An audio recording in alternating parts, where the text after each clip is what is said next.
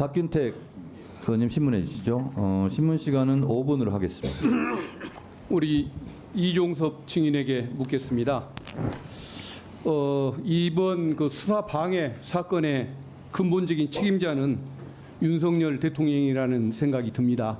누구나 국민 상식이 그렇게 판단할 수밖에 없는 사안이라고 보는데, 우리 이종섭 증인의 부인에도 불구하고 일단 그 대통령의 경로서를 전해 들었던 그 장군들의 증언, 그리고 그 사건 이천 및 회수 전후로 해서 대통령실의 관계자들, 그리고 국방부의 관계자, 심지어는 경찰 관계자들까지 전화가 정신없이 오가지 않습니까? 체계적으로 임성근 사단장에 대한 그 수사 방해 책동이 이루어졌던 그 경위들, 그리고 장관이 신중하게 결정했을 수밖에 없는 수사 이첩 서류, 그게 하루 만에 대통령실에 전화를 받고 급하게 보류 지시를 내렸던 그 상황, 그리고 그 중요한 일을 급하게 지시부터 해놓고 나서 법무관리관을 불러서 타당성을 뒤늦게 묻는 이런 조치들, 그리고 8월 9일에 국방부 조사본부로 사건을 이첩시키는 결정을 하는데 그날이 대통령의 휴가 복귀 다음 날이었던 이런 상황들, 이런 걸 보면은 결국은 증인의 부인에도 불구하고 이 사건의 정점에 있는 근본적인 책임의 근원자는 윤석열 대통령이다라고 볼 수밖에 없다는 생각이 듭니다. 이 생각에 동의하지 않습니까? 예, 그렇습니다. 그래요. 제가 됐습니다. 이 사건의 시작은 아니 됐습니다.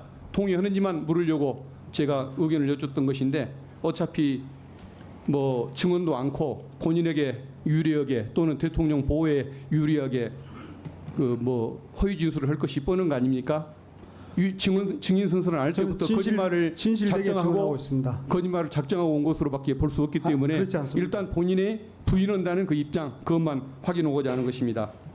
두 번째는 사망 사건 관련해서 우리 박종훈 대령에게 묻습니다. 사실은 임성근 사단장에게 물어야 하는데 어차피 저분도 증인 선서를 거부를 하고 뭐 거짓말을 작정하고 온 것으로 보여지기 때문에 우리 박종훈 대령에게 질문하겠습니다. 네. 대통령실이 수사를 방해하고 보직 해임까지 막아가면서 그렇게 지키고 싶어하는 임성근 사단장이 이 사망 사건의 책임자라는 것에 대해서 어느 누구나 공감할 수밖에 없을 것 같습니다. 대대장들의 그 진술이라든가 카톡 대화 내용, 그리고 그 바둑판식 수색 지휘 내용, 그리고 또 수중 수색을 장면을 보고서 그걸 잘하고 있다고 칭찬했던 이런 내용들, 이런 걸 보면은 사고의 책임자는 임성근 사단장일 수밖에 없고, 그리고 병사들이 입수할 때 로프나 안전장비, 구명조끼 등 보호장구를 아예 갖추지 않은 상태임에도 불구하고 폭우로 그 불어났던 그 빠른 유속에 물속으로 그렇게 뛰어들게 만들었던, 들어갈 수밖에 없었던 이런 걸 보면은 저는 이게 단순한 업무상 과실치사가 아니라 미필적 살인의 범위까지, 고의까지 있는 사안으로 보기 때문에 이걸 오히려 살인죄로까지 몰아갔어야 하는 거 아닌가라는 생각이 드는데, 그 부분에 대한 생각이 한번 어떤지 우리 박 대령께 듣고 싶습니다. 그건 좀 이따가, 지금 바로 그냥 말씀을 해 주십시오. 예. 예, 말씀드리겠습니다. 저희 수사관들이 그 제한된 시간에 열심히 노력을 해서 수사를 했고, 하지만 당시에 임성근 사단장은 사단장으로서 보직이 돼 있었던 상황이었습니다. 그래서 참고인들이라든지 관계자들이 진술을 많이 꺼려하고 조사에 굉장히 부담을 많이 느꼈었습니다. 그럼에도 불구하고 여러 가지 이제 혐의점들이, 과실에 대한 혐의점들이 식별이 됐는데, 결정적으로 과실에 대한 혐의가 있다라고 판단하게 된 경위가 의원님들이 그 카톡 사진의 입수 장면을 보고 공보 활동이 잘 이루어졌다라는 부분인데, 그것을 저희가 알게 됐던 것이 일단 이후의 문제였습니다. 그러니까 장례식장에서 사단장은 처음 그 사진을 봤다라고 저희 조사관에 진술을 했습니다. 그게 거짓말 아닙니까? 맞습니다. 그래서 왜 사단장이 이제 1사단 공보 정훈실장을 징계한다고 그랬습니다. 이런 게 있으면 왜 빨리 사단장한테 보고를 안 했느냐. 그러니까 사망사고 난 7월 19일 날 카톡으로 공보실장은 보고했는데 그 카톡 내용은 이후에 이제 나온 내용입니다. 그래서 실제 신문지상에 그 사진이 나온 것을 저희가 사단장한테 이런 사진을 보고 봤느냐라고 하니까 장례식장은 이제 7월 20날부터가 장례식장인데 20날 이후에 봤다는 겁니다. 그러면서 사단 정웅 공보실장을 징계하겠다.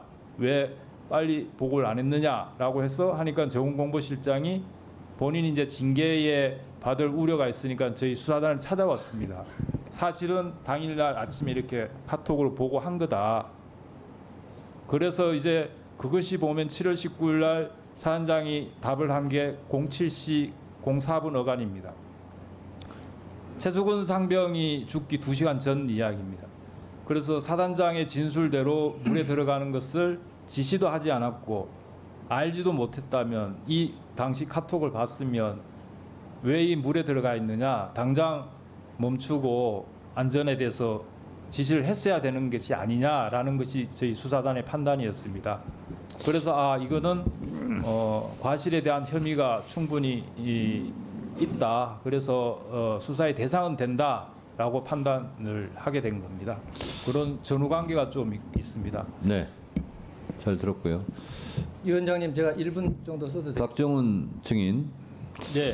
박정훈 증인의 취지를 제가 압축 요약해서 확인하자면 임성근 사단장이 현장 상황을 파악하고 있었고 실제로 본인은 지도했다고 주장하나 바둑판으로 찔러서 확인해라 하는 지시를 한 점에 비추어서 현장 상황을 다 알고 있었고 또 다른 대대장이나 야 부대 부하 직원들도 현장에 없었음에도 불구하고 현장에 대한 책임을 지겠다고 하는데 임성근 사단장은 나는 책임이 없다 이렇게 발뺌을 하고 있는 거죠. 만약에 본인이 진짜 훌륭한 지휘관이었다면 그런 물살이 센 곳에 들어가지 말라라고 중지 명령을 내렸어야 마땅하지 않겠습니까? 예, 저는 그렇게 생각합니다. 네. 저도 그렇게 생각합니다.